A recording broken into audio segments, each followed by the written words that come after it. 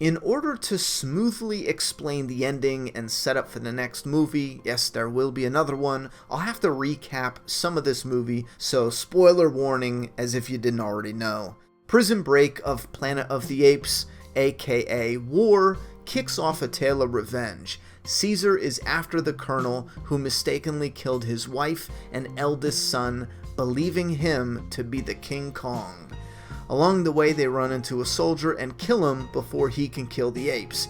They search the house, finding the soldier's daughter, Nova, who's infected with a disease that makes her unable to speak.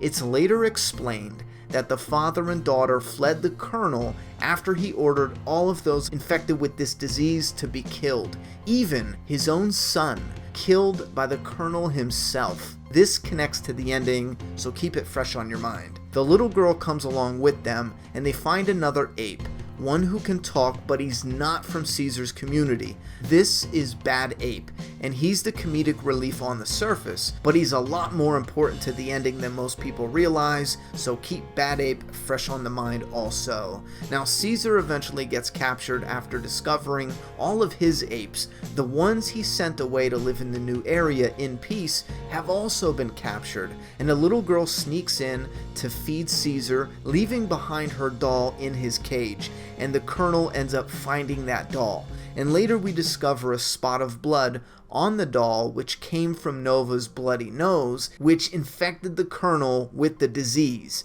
Caesar sees what seeking revenge did to the Colonel. Every action in the search for vengeance for his dead son has led to his own pointless death before a battle when his soldiers needed him the most. The Colonel ends up killing himself, and both armies are finished off by the avalanche, leaving a fatally wounded Caesar free to lead his people to freedom at that new place his dead son found at the beginning of the movie, which is a sweet idea itself. The son dies just after discovering this place, and the father dies just after leading his people there.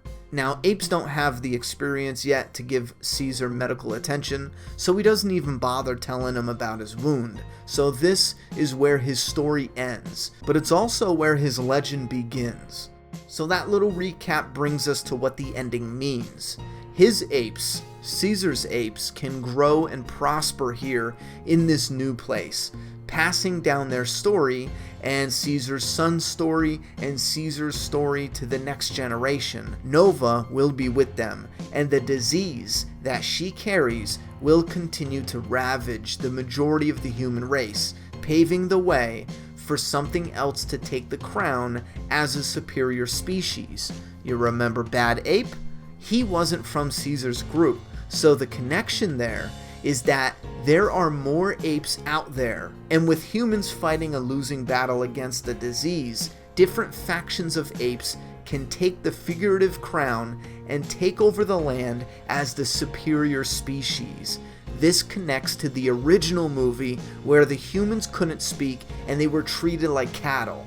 This sets up multiple possibilities for the next movie. Maybe there's a time skip of 10 years or maybe more, and we see Nova and see what she's like all grown up, living among Caesar's apes with Maurice, Caesar's son, Rocket, etc. We had a rise, we had a dawn, we had a war, and next, I strongly believe with all of this setup, the apes are now in control, and it should just be the Planet of the Apes.